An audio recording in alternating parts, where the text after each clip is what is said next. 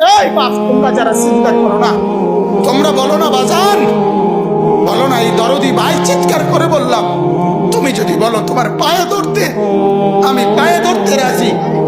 তুমি যদি বলো তোমার জড়িয়ে ধরে কাঁদতে, আমি কাঁদতে রাজি। তুমি বলো কেন আল্লাহর সাথে রাগ করলা? কেন আল্লাহর সাথে রাগ করলা? কেন আল্লাহর সাথে নারাজ হইলা? কেন সেজদা কপালে ছুটলো না? কেন মালিকের সাথে সারাদিনের এত কিছুর বিনিময়ে আল্লাহ তাআলা একটা মিস কল দিলে, 2 সেকেন্ডের একটা মিস কল দিলে বন্ধু তুমি টের পাও তোমার মোবাইলে মিস কল আসছে।